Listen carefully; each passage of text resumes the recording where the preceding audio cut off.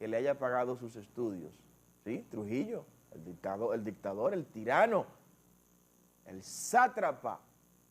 Sí, Trujillo fue quien financió los estudios de Bernardo Vega, pero parece que él se lo cogió muy en serio y ha utilizado, como decía Juan Bosch, el talento para el mal. Decía Juan Bosch refiriéndose a Borges, que apoyaba esas dictaduras suramericanas. Qué pena, decía don Juan, que tanto talento esté al servicio del mal. Eso digo yo mismo de Bernardo Vega. Tanto talento al servicio del mal.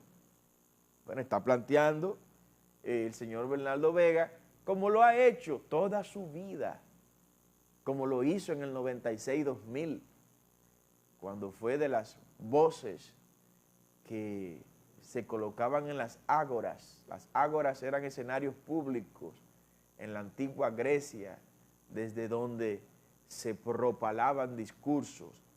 Bueno, se coloca en las ágoras, como se colocaba en el 96-2000, para que se privatizara la empresa pública. Bernardo Vega ha sido uno de esos jinetes apocalípticos que han hecho propuestas que al terminar el proceso de ejecución de las mismas, pues han sido negativas para el pueblo dominicano. Ahora sale, aprovechando que suenan tambores, suenan las campanas, como decía Ernest Hemingway. Who the bell rings for? ¿Por quién suenan las campanas? Hoy las campanas de don Bernardo Vega suenan por la privatización de las empresas distribuidoras de electricidad. Otra vez, don Bernardo, otra vez. Pero usted vio que eso fracasó. Pero usted lo vio. Usted dio ese consejo hace 20 años. Usted hizo esa propuesta hace 24 años más bien. Y se le satisfizo esa propuesta que usted hizo. ¿Se le complació, don Bernardo? Sí, se le complació. A pesar de saber la gente que conoce la vida pública, las finanzas públicas y cómo opera la res pública, como decían los romanos, res, la cosa pública. A pesar de esa oposición de ese momento, bueno, se le complació. Los que se dejaban obnubilar por sus oratorias, por sus libros, por sus escritos, todos interesados. Sí, a usted se le satisfizo esa petición y se privatizaron las sedes. ¿Y cuál fue el resultado, don Bernardo Vega? Porque usted tiene que hablarme de los resultados. La vida, decía el profesor Juan Bosch, la historia no puede ser analizada en función de supuestos, porque la historia se nutre de realidades. ¿Cuál es la realidad aquí? ¿Cuál es el hecho? ¿Qué es lo fáctico con este tema de las privatizaciones en República Dominicana? Que ustedes, los neoliberales, los privatizadores, fracasaron. Fracasaron. Que no deberían estar opinando ni dando públicamente sus posiciones, porque ya se descalificaron, porque nos han salido muy caros. Nos salieron muy caros, don Bernardo. Ustedes nos han salido muy caros a República Dominicana. Todos los privatizadores nos han salido muy caros. Y para muestra le voy a dar un botón. ¿Cuál es ese botón? Lo que nos ha costado a nosotros la privatización del sector eléctrico. Tomen notas, anoten. 25.000 millones de dólares hemos perdido los dominicanos en estos 24 años. Esto es lo contable, ¿no? Esto es lo fiscalizable. Por lo menos 25.000 millones de dólares nos ha costado a nosotros este invento de la privatización de la empresa eléctrica, de la empresa pública eléctrica. O sea, estos consejos, llevarnos de estos consejos, de estos neoliberales, de gente que su compromiso será con cualquier cosa, menos con el interés patriótico. Bueno, ahí está. 25.000 millones de dólares hemos perdido. Se nos fue, se lo tragaron los neoliberales. Y el dinero que vino de la privatización, ¿dónde está? ¿Dónde están los 109 millones de dólares que trajo AES para EDESTE? En el primer año no había un solo centavo. ahí en EDESTE. ¿Dónde están los 211 millones de dólares que trajo Unión Fenosa para Edenorte y Edesur? Dígame usted, don Bernardo, usted que está promoviendo y proponiendo otra vez que reeditemos una historia de fracaso, deme elementos argumentológicos convincentes para que le podamos creer. En esta ocasión no podemos creerle, porque se llevó quienes gobernaban en ese momento de su consejo y fracasaron. No se cumplió lo que ustedes decían. ¿Qué decía don Bernardo? ¿Qué decía Antonio Isaconde? ¿Qué decía Juan Temístocle Montaz? ¿Qué decían todas esas entelequias argumentológicas infundadas, fracasadas, frustradas y engañifas? ¿Qué decían? Que cuando se entregue la empresa eléctrica al sector privado, iba a desaparecer el subsidio al sector eléctrico. Mentira, no desapareció.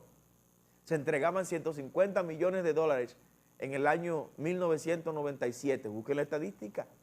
En el 1997 se entregaban, en ese año, que fue el último año operado por el sector público, se entregaron 150 millones de dólares, no de subsidio, óigame bien, no de subsidio, sino por concepto del consumo de la energía eléctrica de las instituciones públicas. Usted como hospital consume tantos gigavatios hora al mes, bueno, usted tiene que pagarme tantos miles de pesos al mes. Por ese concepto, el Estado, a través de Hacienda, transfirió al sector eléctrico 150 millones de dólares. Ustedes saben, después de la capitalización, ¿en cuánto se convirtieron esos 150 millones de dólares? En 1.500 millones de dólares inclusive llegamos a pagar. O sea, después de decirnos que iba a desaparecer el déficit, hemos tenido años de déficit de 1.500 millones de dólares. Entonces, ustedes le hablaron mentira, don Bernardo Vega, a este país. No podemos llevarnos de ustedes. No podemos llevarnos de ustedes en ese sentido, que además está promoviendo la reforma fiscal. Es de las voces que el gobierno utiliza y está utilizando para esta campaña de sensibilización, para que los dominicanos asumamos que nos metan el cuchillo de una reforma tributaria. Nos hablaron mentira con la capitalización. Nos dijeron que los apagones iban a desaparecer. Mentira. Recrudecieron los apagones después de la privatización de la empresa eléctrica. ¿Cuál es el problema? Nos dijeron luego que el Estado no tendría que poner un solo centavo más en el sector eléctrico. No, todo lo contrario. Ahora hubo que buscar inclusive 3.000 millones de dólares, incluyendo los 1.000 millones de sobrevaluación para construir Punta Catalina, los millones de dólares para construir todas las hidroeléctricas que ha habido que construir, que gracias a Dios están ahí, Palomino, Pinalito y todas las demás. Ustedes le mintieron a este pueblo, le hablaron mentira a esta población. Entonces hoy, aprovechando la necesidad que supuestamente tiene el gobierno del presidente Abinader de una reforma fiscal, que yo creo que la necesidad no es de una reforma fiscal, la necesidad es de nuevos ingresos, que son dos cosas diferentes. Una reforma fiscal es un medio para obtener ingresos, pero no es el fin. Para obtener ingresos hay otros medios que pueden ser ponderados, ¿como cuáles? Aquí no se ha hablado de la renegociación de la deuda pública y ninguno de estos economistas, los de viejo cuño ni de los de nuevo cuño, han hecho mención de una renegociación integral de nuestra deuda pública que nos permita bajar los intereses de los empréstitos que tenemos, los intereses de nuestros bonos, que podamos consolidar esa deuda y presentar ese paquete a algún grupo financiero internacional, algún fondo de inversión que pueda asumir esta deuda pública nuestra y que nos la baje del 7% promedio, que es el interés que pagamos por nuestra deuda. Si la memoria no me falla, que podamos bajarla a un 3, a un 2, si es posible. Si logramos eso, porque yo quiero que usted sepa que del presupuesto general del Estado, que hoy supera el billón de pesos, el 30% es para pagar intereses de la deuda. ¿Usted escuchó eso? El 30% de nuestro presupuesto general del Estado es para cubrir intereses, no para pagar capital, no, para pagar intereses de nuestra deuda. O sea, estamos pagando un nivel de interés, una tasa de interés bastante elevada por esta deuda que tenemos, que consolidada hoy supera el 70-72% del Producto Interno Bruto. Entonces vamos a venir con medidas creativas como eso. Pero usted ha escuchado hablar del Gabinete Económico de la Muerte, hablar de ese tema. No, impuestos, reforma tributaria, aumentar más impuestos. Ahora del 2% que se le añade al 3% que se cobraba para la transferencia de los títulos de los inmuebles, ahí en la DGI. No, suspendan eso. ¿Ustedes quieren que se haga una poblada aquí como la que tenemos en Colombia? No, para nada, cuídense, no enchinchen las avispas, no podrán controlarla. Y no se lleven de voces como la de don Bernardo Vega. La voz de don Bernardo Vega en términos de propuestas económicas para esta nación es una voz descalificada. Como historiador, consúltelo, eso es cierto, consúltelo, porque el tipo Trujillo pagó bien sus estudios, consúltelo, léalo, yo lo leo y con pinza cojo lo que escribe ahí, pero las propuestas que haga en materia económica, óigame, no le preste sus oídos, no sé cómo en la madrugada, y tomé tiempo para leer ese artículo, pero todo lo que dice, todo lo que escribe es en contra del interés nacional. Lo decía Juan Bosch en su momento, es en contra del interés nacional. Entonces no le hagan caso a esas voces. Privatizar las EDE va a resolver todo este tema. Mentira, no lo hizo en una ocasión y no lo va a hacer ahora. Yo sé que han fracasado los 3 muchachos que están ahí, han fracasado los 3 que están en las 3 distribuidoras, como fracasaron los anteriores, no han dado pie con bola, las pérdidas eran altas, las que dejaron los ineptos que estaban anteriormente eran altas, pero esto lo han subido.